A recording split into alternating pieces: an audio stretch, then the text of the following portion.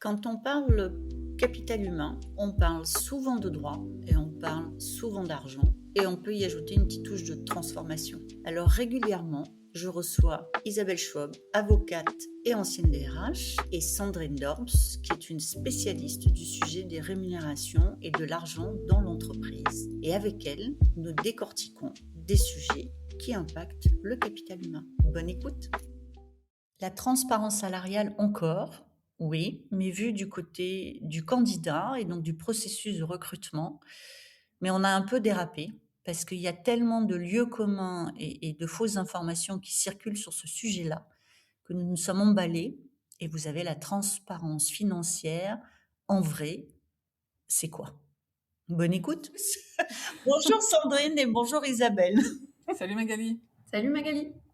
Alors, on rit déjà parce qu'on parle d'un sujet qui nous semble être une autre façon de parler de la transparence financière, qui est de parler de l'application des règles en matière de transparence financière au moment du recrutement.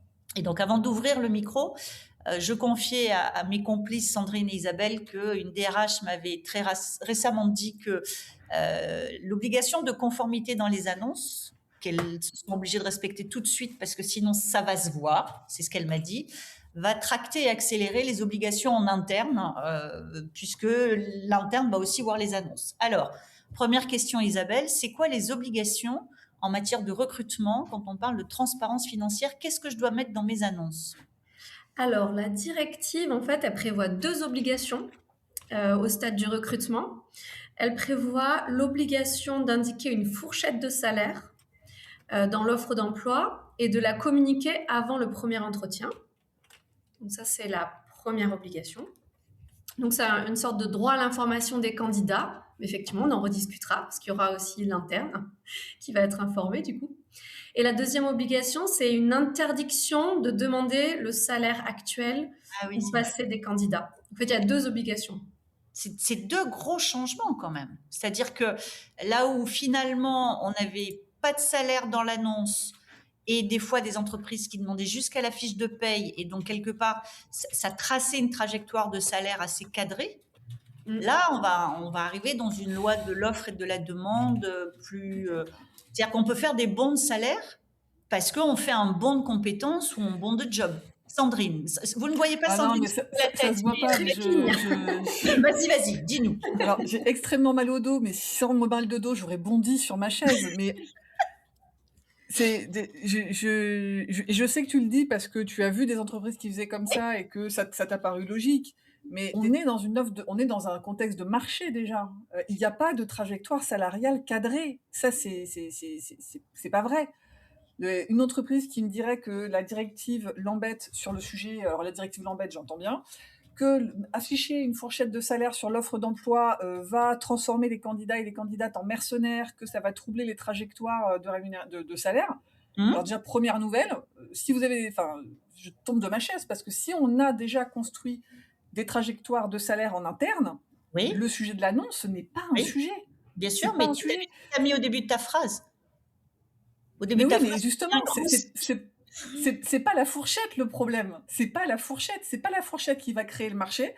C'est pas la fourchette qui va créer des mercenaires. Spoiler, on bosse pour de l'argent. Hein. Les gens vont postuler à une offre d'emploi parce qu'il faut gagner des sous et que potentiellement cette annonce-là, elle a l'air sympa et que je vais peut-être pouvoir gagner des sous en me faisant pas trop suer. Enfin, pas trop suer intellectuellement dans le sens, je vais peut-être pouvoir prendre un peu de plaisir à ce que je fais.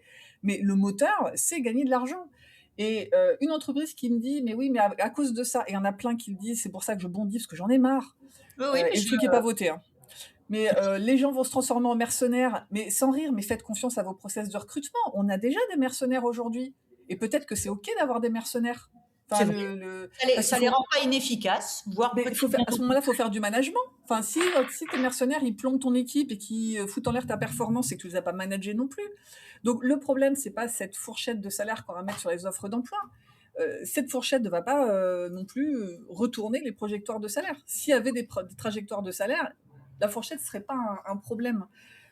Mais tu vois, c'est pour ça que oui, mais alors, si on je dis pas que c'est facile, hein. Je suis pas naïve, je dis pas que c'est facile. Je dis juste que à un moment, je vais être un peu sévère et je prie nos auditrices et nos auditeurs de m'excuser, mais à un moment, il va falloir qu'on mette plus d'énergie à nettoyer ses systèmes et à se mettre en conformité qu'à se trouver des excuses.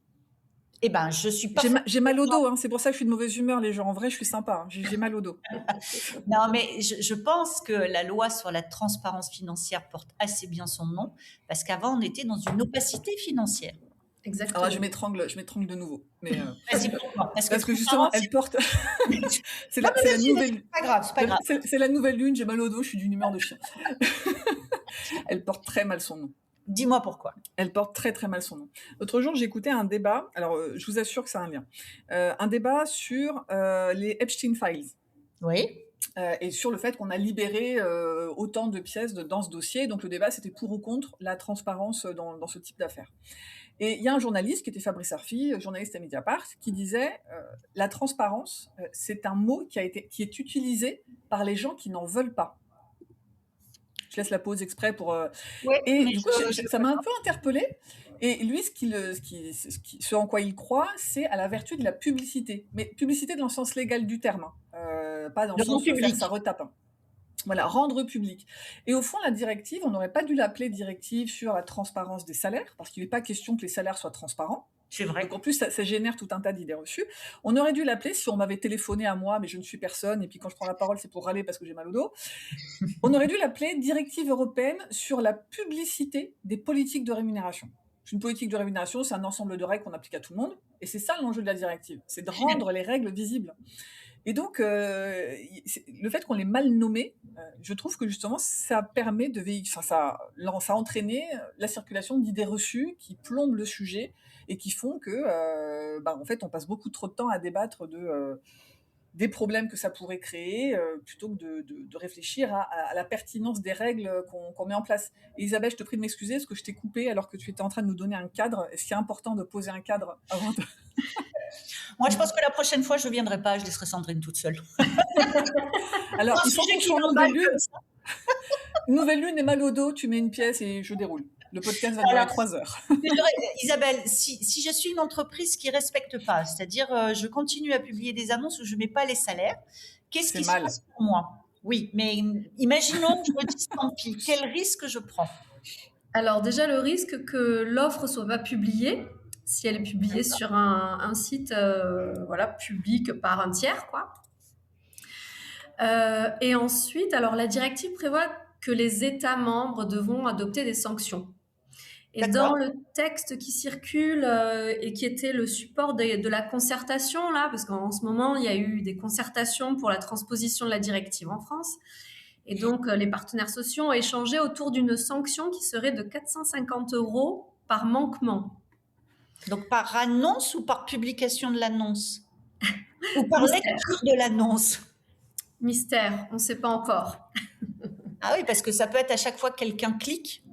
Oui, ça peut être toutes les annonces que tu as publiées dans l'année, ça peut être tous les gens qui ont postulé, ça peut être en même temps si tu mets pas ton annonce, enfin tu mets pas ta fourchette, les candidats et les candidates ne vont pas se bousculer. Alors c'est l'autre chose, c'est que je lisais il y a pas longtemps une enquête qui disait qu'aujourd'hui en spontané, en déclaratif, 60% des gens qui envisagent de candidater en 2026 disent qu'ils prêteront attention au respect de cette loi par l'entreprise parce qu'ils considèrent que c'est représentatif de sa culture. Que les entreprises qui vont traîner, ouais. Tu es d'accord avec ça ? Je parle comme s'il avait 25 ans. Non, mais red flag. Red flag. Mais on le sait depuis un moment parce que des job boards comme Indeed ou comme Hello Work déjà ont publié des stats pour dire que une offre qui est aujourd'hui, alors que la directive n'est pas passée, que le texte de loi n'est pas transposé, qu'on peut encore faire ce qu'on veut, une offre sans fourchette, elle a moins de clics. Parce que déjà, on se dit, ils mettent la fourchette, il faut un effort de communication, c'est que ça ne doit pas être des affreux patrons. Donc demain, quand on va se dire, c'est obligatoire, c'est comme si ne pas mettre la fourchette, ça sera aussi incongru que de dire, chez nous, vous allez bosser 45 heures par semaine. Les heures sup ne seront pas payées. Enfin, ce sera aussi incongru que ça. C'est-à-dire qu'on ne va pas respecter la loi. On s'en fout, on publie l'annonce en étant hors la loi et vous allez faire quoi ? On ne va pas cliquer. Je suis agressive aujourd'hui, pardon. Écoutez les autres épisodes précédents pour voir qu'en vrai, je suis vraiment sympa. Non, mais moi, je suis plutôt d'accord avec toi. C'est-à-dire que le seul point de différence peut-être entre toi et moi, c'est que je comprends à quel point ça bouscule. C'est-à-dire, et ça ne veut pas dire que je suis d'accord quand les gens se sentent bousculés, mais pour avoir beaucoup travaillé dans des grands groupes, j'ai vu à quel point tous ces sujets étaient ambigus, opaques, on ne sait jamais très bien, on a des infos, mais on ne les a pas vraiment, et là, petit à petit, on va vers de la clarté. Donc, pas forcément de la transparence, je suis d'accord, mais de la clarté. C'est-à-dire, pourquoi je suis payée comme je suis payée? C'est une réponse que moi, j'ai jamais eue dans ma carrière. Donc, c'est quand même une nouveauté. Et donc, pour les entreprises, qui dit nouveauté, dit ça bouscule. Et avec une interrogation, puisque je travaille dans une entreprise, je vois l'annonce sortir pour un job qui est le mien, puisqu'on est plusieurs à l'avoir, et la fourchette de salaire qui est proposée est au-dessus de ce que je gagne.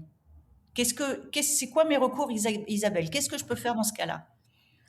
Alors, là, on peut s'interroger sur le principe d'égalité de traitement, qui, lui, c'est celui qui sous-tend la directive, plus précisément l'égalité entre les hommes et les femmes, mais même en général, en fait, on peut agir en violation du principe d'égalité de traitement. Et là, les sanctions, elles existent déjà en droit français. Elles sont civiles, elles sont aussi pénales quand on ne respecte pas l'égalité de traitement. Il y a des sanctions pénales, c'est même un délit en fait. Donc voilà, et surtout une contravention, l'égalité de traitement. Le délit, c'est plus la discrimination. C'est si on arrive à prouver que c'est en raison de son sexe qu'on a été discriminé. Et pour l'égalité de traitement, c'est une contravention. C'est juste une amende, mais c'est déjà un risque élevé. Et puis les sanctions civiles, on vient de parler des sanctions pénales. Les sanctions civiles, c'est les dommages et intérêts pour le préjudice subi. Voilà. Mais on est d'accord, Sandrine, que c'est un changement, ça va tracter un changement culturel important. Évidemment. C'est ça qui bouscule. Quand tu disais que tu étais d'accord avec moi, mais que toi tu comprenais, je comprends éminemment que ce soit compliqué. Je le comprends d'autant plus que moi, mon boulot, c'est d'accompagner des entreprises dans ce changement. Donc je le vois, en fait, que ça bouscule, je le vois, que c'est pas facile. C'est un vrai changement culturel. Là où je commence à perdre un peu patience, et là vous dites on n'est pas sorti puisque la loi elle est même pas votée, donc on n'est même pas rentré dans le dur du truc, c'est que et je radote, et c'est la dernière fois que je le dis comme ça, mais j'en ai assez qu'on se trouve des excuses, qu'on mette de l'énergie à se trouver des excuses alors qu'on devrait mettre cette énergie dans poser un plan. Moi, je vous jure, les filles, droit les yeux dans les yeux, que et on a fait un webinaire avec Isabelle il n'y a pas longtemps, d'ailleurs, je vous invite à aller regarder le replay sur le site du cabinet d'Isabelle. Cornelia Avocat. Quand on explique aux gens ce que dit vraiment le texte, au-delà des idées reçues, parce qu'une fois, il y a un dirigeant qui me dit « Moi, tant pis, je ne respecterai pas la loi », donc aucune phrase correcte à commencer comme ça, mais bon. « Moi, tant pis, je ne respecterai pas la loi, je refuse de divulguer le salaire de mes équipes. » Et du coup, c'est cool, parce que c'est pas ce que la loi te va demander. Donc, rassure-toi, tu vas être bien aligné avec la loi, Michel. Mais, donc, bref, une fois qu'on prend le temps de bien comprendre le texte, pour sortir des idées reçues, pour sortir des idées fausses qui sont véhiculées dans la presse et dans les médias, parce que tout de suite, c'est vrai que tu as plus de clics quand tu dis « bientôt, vous allez connaître le salaire de vos collègues ». Bien sûr. Et bien, quand on prend ce temps de comprendre le texte, et parfois un webinaire d'1 heure, ça suffit pour en avoir les très grandes lignes, quand on prend le temps de poser un plan, de se dire « Ok, on est en PLS parce que c'est une cata, on n'a rien, et qu'on pose le plan », mais tout de suite, après, on respire. Après, on commence à dire « Ok, en fait, on sait où on va, et on a un plan à opposer, je mets des guillemets à opposer, à nos partenaires sociaux qui vont nous demander « on en est où ?» à nos équipes qui vont nous dire « Mais comment ça, vous n'êtes toujours pas prêts ?» Les dire « On n'est toujours pas prêts. On n'est pas tenu de lettre parce que le texte n'est pas voté.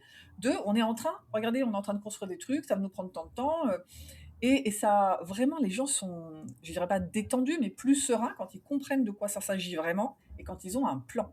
Et donc, au lieu de faire, parce que j'assiste encore, je suis excédée parce que j'ai mal au dos, et parce que j'assiste encore à trop de débats sur le texte, il est bien, il est pas bien, et ça va créer tout cet aéropage de problèmes. Oh, mais purée, si on a 2 heures devant nous, les gars, on se met autour d'une table et on bosse, en fait. Parce que j'en ai marre. Oui, mais et alors, là, récemment, il y a la NDRH qui a sorti une étude, enfin pas une étude, qui a fait une prise de parole en public. Je suis désolée, je t'ai coupé, mais parce que ça aussi, ça m'a gonflé. La NDRH qui demande officiellement un report de la directive, parce qu'on a besoin de temps. Et à côté de ça, il y a des membres de la NDRH, alors je sais bien que la NDRH n'est pas responsable des prises de parole de leurs membres, mais qui me disent droit dans les yeux, puis en me prenant de haut en plus, que moi, j'ai le discours que j'ai, parce que mon boulot, c'est de faire peur aux entreprises pour leur vendre des missions, que de toute façon, il n'y a pas de décret d'application, donc c'est pas la peine de se mettre en marche et que le texte ne sera jamais voté, et donc on a le temps. Et à côté de ça, on va lui demander d'avoir des délais. Mais combien? Et alors, j'ai vu la note, je me suis gratté la tête, j'avais déjà mal au dos, et je me suis dit, mais combien de temps, combien de personnes ont bossé sur cette note? Combien a coûté le RP qui a balancé ça à toute la presse, alors qu'on aurait pu prendre une demi-journée, une journée pour bosser sur un plan, à proposer un accompagnement, à proposer aux membres de l'asso. Ça commence à me rendre dingue. Mais alors justement, Je vais faire une camomille, je reviens. si on essaye de se projeter, prenons un cas pratique. Demain, je dois passer une annonce. Oui. C'est une annonce pour un job où j'ai plusieurs représentants dans l'entreprise. Oui. Je sais que le prix de marché de ce salaire-là, il y a une certaine fourchette. Et je sais aussi que, par exemple, sur les 10 personnes que j'ai qui ont ce job-là dans ma boîte, il y a des gens qui sont arrivés il y a longtemps et qui n'ont pas progressé beaucoup. Et puis, il y a des gens qui sont arrivés récemment et qui avaient bien challengé à l'entrée du salaire. Et puis, je dois mettre l'annonce avec une fourchette qui va être attractive. Donc, si je prends un cas pratique, voilà, j'ai 10 personnes, j'ai une annonce à passer et je sais que là, c'est déjà déséquilibré. Concrètement, je fais quoi? Ben, déjà concrètement, on va s'interroger sur tes postes équivalents en entreprise, tes postes de valeur équivalente en entreprise, parce que pour définir ta fourchette, il va bien falloir que tu partes de l'existant en interne. Et toutes ces personnes qui aujourd'hui, dans ton exemple qui est un peu caricatural, hein, je sais bien, donc, je tire le fil, hein, mais toutes ces personnes aujourd'hui, on va se poser la question, donc elles ont le même intitulé de poste, Voilà, ouais. est-ce qu'elles font vraiment le même job ou pas? Déjà. C'est-à-dire, on va se poser la question, est-ce que factuellement, au quotidien, elles exercent les mêmes responsabilités? Est-ce qu'elles ont le même niveau d'effort, les mêmes conditions de travail? J'ai oublié les autres critères, mais ça Même des reviendra. compétences non techniques. Merci, En fait, les la compétences. directive, elle change même la définition des postes équivalents. Elle la nourrit un petit peu. Donc, ça veut dire que les Et donc- soft skills deviennent des sujets qui sont pris en compte. Si on a quelqu'un en service client qui est meilleur dans la qualité de la relation, par exemple, et que ça a été évalué, ça permet d'avoir une rémunération différente. C'est-à-dire, finalement, qui je suis et comment je le fais a un impact sur mon salaire. Absolument. C'est pas L'idée, bête, c'est quand même méchant. de... Même case, même REM. Voilà. Donc déjà, moi je dirais, si demain tu veux recruter, on va regarder un peu la tête de l'équipe qui va accueillir cette nouvelle personne et se poser la question, mais en fait, comment s'organisent les postes dans cette équipe? Et est-ce que vraiment ce sont des postes équivalents ou pas? Si, in fine, tu me dis, oui, ils font exactement la même chose, j'attends la même chose que d'eux, et ils le font exactement de la même façon, il n'y a personne qui a... Enfin, bref.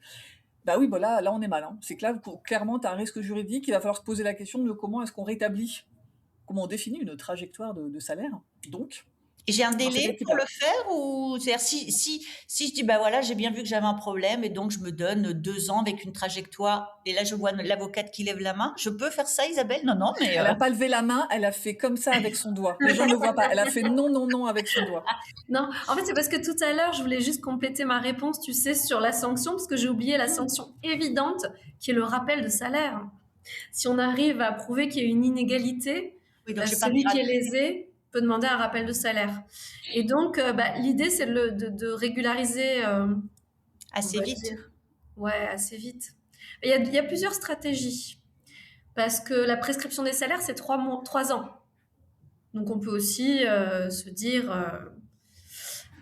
non, en fait, il n'y a pas de bonne stratégie. Ça dépend du cas.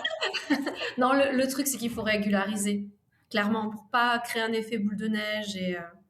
Faut D'accord, régulariser. mais par rapport aux sanctions, si je montre que je suis en route, en train de le faire, en marche, est-ce que ça permet, je veux dire, j'ai un contrôle et je dis oui, j'ai bien mon équipe avec les 10 personnes, je sais qu'il y a un problème et on a prévu une trajectoire sur 2 ans pour que ça puisse aussi caler avec les budgets. Est-ce que ça vaut ou est-ce que la sanction tombe parce qu'il n'y a pas équité? Bah, non, ça va pas dépendre de ton juge, ça. Qu'en pensez-vous, maître? Ouais, ça, on est plus du coup sur la sanction administrative, parce que vraiment, pour être super clair, il y a 3 types de sanctions. La sanction administrative, qui est l'amende de 450 € là, qui n'est pas encore dans le texte français, mais qui est dans les projets de texte qui circulent. Et donc ça va dépendre de l'administration, donc la DRITS, qui va décider ou pas de mettre des amendes. Et donc, pour fixer le montant de l'amende, parce que les amendes, le texte de loi, il fixe toujours un maximum, donc il y a toujours possibilité de fixer en dessous. Et je pense que l'administration sera bien sûr d'une oreille attentive et pourra fixer une amende moindre si on montre qu'on est un peu comme ils font pour plein d'autres sujets en droit du travail. En revanche, pour ce qui est pour la sanction pénale, bon, le juge pourra aussi Toujours pareil, c'est un maximum l'amende, donc il pourra toujours aviser en fonction des démarches. En revanche, la sanction civile, qui est celle à l'égard des salariés, Il y aura rattrapage. Ouais. non. C'est quand même un gros enjeu pour Absolument. beaucoup d'entreprises. Je dis pas que c'est facile, je suis pas naïve et je dis pas. Mais alors, du coup, comme on est copines, je vais me permettre de te le dire, Magali, mais tu vois, dans le cas que tu viens de donner, Oui. le problème, je vais être direct, c'est pas la directive.